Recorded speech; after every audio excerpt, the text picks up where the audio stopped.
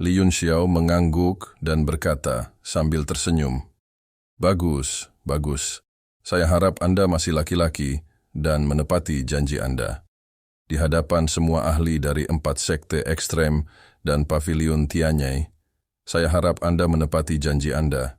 Jika tidak, saya akan lihat bagaimana Anda bisa bertahan di masa depan." Dengan kilatan di antara alisnya, monumen dewa alam semesta berubah menjadi seberkas cahaya keemasan dan melesat keluar. Ia melewati segala jenis serangan dan langsung terbang di atas kapal perang sekte 4 ekstrem. Itu berubah menjadi gunung kecil dan tiba-tiba jatuh. Tang Jie menghirup udara dingin. Monumen dewa dunia muncul di atas kapal perang Netherworld langsung menghalangi sinar matahari. Hari sudah gelap gulita. Tang Jie tanpa sadar berteriak, "Cepat hancurkan." Ekspresi iblis sedikit berubah ketika ekor kapal perang Netherworld jatuh. Shan Yangze berdiri dan menyatakan kesetiaannya. "Jangan panik Tuan Muda, saya akan menanganinya." Dia terbang dan mengembunkan bola cahaya di tangan kirinya. Sambil berteriak, dia menyerang monumen dewa alam semesta yang menimpanya. Meskipun tangan kanannya telah terpotong oleh sayapnya, budidayanya sebagai yang mulia bela diri bintang. 7 masih sangat menakutkan. Dengan sebuah pukulan, sebuah domain muncul dan berguncang menuju monumen dewa alam semesta. Sepertinya itu akan menghancurkannya. Pupil mata Shang sedikit mengerut dan cahaya dingin berkedip di matanya. Senjata suci inilah yang telah menghancurkan poros bola senjata istana tertinggi miliknya.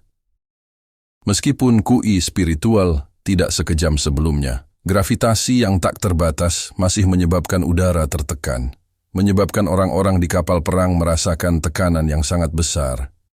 Shang menghela nafas, ini memang artefak ilahi. Gravitasi yang sangat besar ini sepertinya mengandung tanah hidup di bumi. Shan Yangze tidak akan bisa menghentikannya. Tang Jie kaget dan mendongak. Jika dia tidak bisa menghentikannya, maka benda ini akan hancur. Kapal perangnya keringat dingin mengucur di keningnya. Dia baru saja membual bahwa dia tidak akan bergerak, tapi sekarang. Tidak heran Li Yunxiao memprovokasi dia. Dia punya trik ini di balik lengan bajunya. Apa yang harus dia lakukan sekarang? Jika dia melarikan diri, bukankah wajahnya akan ditampar? Di mana dia akan meletakkan wajahnya? Dia memandang ke arah iblis besar dengan memohon. Shang memandangnya dengan sedih dan menghela nafas. Lari. Lebih baik ditampar mukanya daripada dipukul sampai mati. Pokoknya aku akan lari. Lakukan sesuai keinginanmu. Begitu dia selesai berbicara, monster-monster besar itu menghilang dari kapal perang pada saat yang sama, muncul di langit yang jauh. Li masih menggendong Yuan Ao pukulan dan Yangze akhirnya mendarat di monumen dewa alam semesta. Pada awalnya, dia memiliki senyuman puas di wajahnya, tapi dalam sekejap, itu berubah menjadi keheranan. Kemudian, hal itu berubah menjadi keheranan dan dia meraung ketakutan. Apa yang terjadi? Tekanan ini, berat tugu dewa alam semesta, semakin lama semakin berat. Pukulannya hanya berhasil memperlambat kecepatan turunnya untuk sesaat. Setelah itu, ia terus turun dengan kecepatan tinggi dan hendak menabrak kapal perang. Tidak bagus. Lari. Dan Yangze adalah orang pertama yang berteriak kaget. Dalam sekejap, dia berubah menjadi seberkas cahaya dan bergegas keluar. Setelah itu, banyak ahli di kapal perang tersebut juga melarikan diri. Tang Jie tercengang. Saat ini dia tentu saja tidak akan peduli dengan reputasinya. Dia mengikuti yang lain dan terbang menjauh. Tanpa ketegangan apapun, monumen ilahi dunia mendarat di kapal perang Netherworld dan menekannya. Dalam proses jatuhnya, suara pecahnya kapal perang bisa terdengar. Itu mendarat dengan suara keras. Suara menggemparkan lainnya. Sebuah kawah besar terbentuk di dataran setan. Mengguncang bumi dan pegunungan, wajah Li Yunxiao agak pucat. Pikirannya terkoneksi dengan tugu dewa alam semesta, sehingga ia bisa langsung merasakan bahwa kondisi tugu dewa alam semesta semakin buruk. Di bawah penindasan monumen dewa alam semesta, ia bahkan menjadi lebih lelah.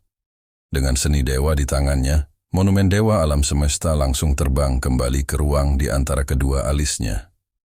Saat ini, Orang-orang di pavilion Tianyi benar-benar ketakutan. Baru setelah Li Yunxiao berteriak, mereka baru sadar. Qing Luo sangat gembira dan segera memerintahkan, "Serang, serang dengan seluruh kekuatanmu." Pada saat ini, orang-orang dari 4 sekte ekstrim sendirian di langit.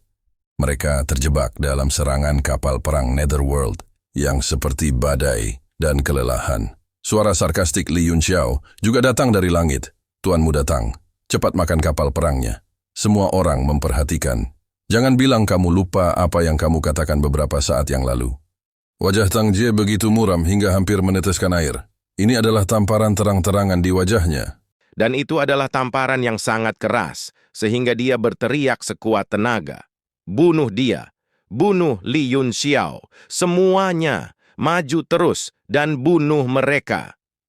Dia telah kehilangan seluruh ketenangannya. Para ahli dari pavilion Tianyi, semuanya tampak getir. Di bawah serangan kuat dari segala arah, bahkan kaisar bela diri seperti mereka pun harus berhati-hati. Tak satu pun dari mereka yang berani maju ke depan dan mengadili kematian. Meskipun Shan Yangze dapat menangani serangan itu dengan mudah, dia tidak berani terburu-buru maju. Lagi pula, para ahli dari pihak lain sedang menatapnya seperti harimau yang mengawasi mangsanya. Jika dia bergegas maju, dia akan menjadi sasaran semua orang. Shang juga mengerutkan kening. Dia mengira dia memiliki keuntungan yang luar biasa, tapi dia tidak menyangka akan berada dalam kondisi yang menyedihkan di ronde pertama. Dia berteriak, "Fu!" Fu segera mengerti dan berkata, "Dimengerti." Dengan kilatan cahaya, kapak bunga Xuan muncul di tangannya. Dia meletakkannya di bahunya dan bergegas menuju kapal perang Netherworld di pavilion Tianyi. Terlepas dari sosoknya yang kekar, dia gesit di udara dan mampu menghadapi segala macam serangan. Kapal perang Netherworld agak jauh darinya, jadi dia tidak bisa menjamin kapal itu akan hancur dalam satu serangan. Bagaimanapun, kekuatannya terbatas. Setiap kali dia menggunakan artefak magis kelas 9, dia harus mengeluarkan banyak energi. Dia harus mencapai target dengan satu serangan. Murid Li Yunxiao menyusut. Dia berteriak, "Hentikan dia! Siapa yang pergi?" Para ahli dari pavilion Tianyi menjadi pucat dan melangkah mundur. Qing Luo berkata, "Kami sepakat bahwa 2 iblis besar itu akan ditanggani oleh kelompok tentara bayaran pemula Anda." Ye Fan melangkah maju dengan wajah serius dan berkata, "Biarkan aku yang melakukannya." Feng Zhu dan yang lainnya semuanya cemberut. Mereka tidak mengatakan sepatah kata pun, tapi mata mereka penuh kebencian. Semua orang memandang Ye Fan dengan rasa ingin tahu, bertanya-tanya apa yang akan dia lakukan. Li Yunxiao juga mulai berspekulasi. Dia sepertinya merasakan sesuatu. Kamu Fan menghela nafas. Dia mengeluarkan pil emas yang bersinar dan memegangnya di tangannya. Itu seukuran telur merpati, tapi penuh dengan ki spiritual dan memancarkan aura yang menakutkan. Begitu pil itu muncul, aura yang sangat kuat menyebar. Mata semua orang terbelalak kaget saat merasakan kekuatan yang membuat hati mereka bergetar. Murid Li Yunxiao menyusut. Dia berteriak tanpa sadar, "Pil kehendak bela diri tingkat kaisar?" Ye Fan berkata sambil tersenyum masam, "Pil kehendak bela diri tingkat kaisar hanya dapat diringkas menjadi sesuatu yang tingkatnya lebih rendah. Kecuali jika pejuang negara abadi bergerak, bagaimana bisa ada pil kehendak bela diri tingkat kaisar di dalamnya? Dunia ini adalah pil kehendak bela diri tingkat kaisar semu, tetapi masih di tingkat yang mulia. Hanya saja sejumlah besar kaisar Qi Jiutian telah dipaksa masuk ke dalamnya. Jadi begitu, Li Yunxiao sekali lagi yakin bahwa tingkat kultivasi Yenantian lebih tinggi daripada kehidupan sebelumnya. Setidaknya, dia tidak bisa menyempurnakan pil martial will pada level ini. Qing Luo menelan ludah. Dia bukan satu-satunya. Mata semua orang berbinar karena keserakahan. Ye Fan memandangi mereka dan mencibir. "Jangan bilang kamu ingin mencurinya dariku. Jika ya, Anda dapat menangani sendiri artefak Xuan kelas 9. Orang-orang di pavilion Tianyi akhirnya tenang. Hanya Kaisar Qi Jiutian yang bisa menolak kekuatan artefak Xuan kelas 9. Li Yunqiao berteriak, semua serangan dihentikan, istirahat dan bersiap untuk serangan putaran kedua. Dia menatap dingin ke arah Fu yang menghindari serangan itu. Li Yunqiao berhenti menyerang untuk memberi Fu kesempatan menyerang. Dengan tingkat budidaya real martial Grandmaster, dibutuhkan beberapa jam untuk menyesuaikan sirkulasi Qi setelah menggunakan artefak Xuan kelas 9. Itu sebabnya Fu terus mendekat untuk mencapai sasaran dengan satu serangan. Serangan di langit segera berhenti. Namun, para komandan dan master misterius di kapal perang tidak bisa bersantai. Mereka segera mengganti batu primordial yang dikonsumsi dan menelan ramuan, menunggu perintah selanjutnya. Orang-orang dari 4 sekte ekstrem di kejauhan menghela nafas lega dan buru-buru menyesuaikan sirkulasi Qi mereka. Para penggarap realm martial royal semuanya pucat. Sedangkan bagi mereka yang berada di alam leluhur beladiri, mereka semua telah dimusnahkan oleh serangan kali ini. Haha, mereka pasti kehabisan batu purba. Tang Jie sangat gembira. Matanya berkilat dingin saat dia berkata, Shang, bagaimana kalau kita menyerang mereka? Shang memutar matanya ke arahnya dan tidak mengungkapkan sepatah kata pun. Tang Jie bingung. Li menghela napas dan berkata, Tuan Muda Tang, Anda adalah orang yang banyak akal. Lihatlah penghalang pertahanan di kapal perang mereka. Ya bahkan lebih kuat dari sebelumnya. Hampir mencapai batasnya.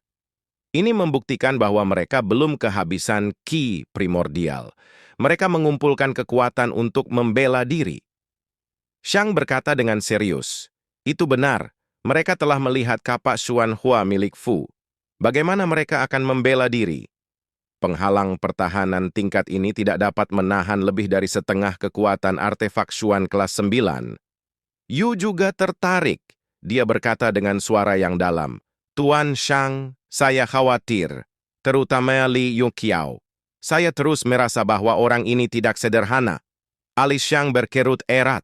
Dia berkata dengan suara serius, Yu, majulah untuk menerima Fu. Jika dia menghadapi bahaya, segera bawa dia kembali. Ya, cahaya cemerlang keluar dari mata Yu dan dia langsung terbang ke depan dengan kecepatan tinggi. 4 pengawal besar, Shang pada awalnya adalah pembangkit tenaga listrik tak tertandingi yang mendominasi suatu wilayah. Hanya saja karena hilangnya kekuasaan selama beberapa puluh ribu tahun, itulah sebabnya budidaya mereka jatuh ke tangan Martial Grandmaster. Dan Ge bahkan binasa dalam keadaan seperti itu. Selama ada sumber daya yang cukup dan jangka waktu tertentu, hanya sedikit dari mereka yang dapat memulihkan budidaya mereka dari beberapa puluh ribu tahun yang lalu. Kematian seseorang merupakan suatu kerugian yang tidak dapat diukur. Bayangan pertarungan dengan Xiao Qing sulit dihapuskan di hati Shang Fu terbang dalam jarak 100 meter dari kapal perang dan berhenti. Dia memandang orang-orang di kapal perang dengan tenang. Mereka semua memiliki senyuman dingin di wajah mereka, seolah-olah mereka tidak takut dengan kedatangannya. Masing-masing dari mereka memiliki rencana yang matang dan bahkan memiliki ekspresi mengejek Fu menggerutkan kening. Intuisinya memberitahunya bahwa ada sesuatu yang tidak beres. Tangan yang memegang kapak itu menegang, dan auranya perlahan naik. Tidak peduli kartu truf apa yang dimiliki pihak lain, dia harus memberikan segalanya dan menghancurkan kapal perang. Kalau tidak, jika dia mempunyai terlalu banyak keuntungan, hasilnya tidak akan bisa diprediksi. Menghancurkan kapal perang adalah misinya. Aura di tubuh Fu terus meningkat. Semua tatapan orang-orang dari kedua sekte terfokus padanya. Selain suara Yu terbang, seluruh langit menjadi sunyi. Terima kasih telah menonton. Jangan lupa like, share, dan subscribe, guys.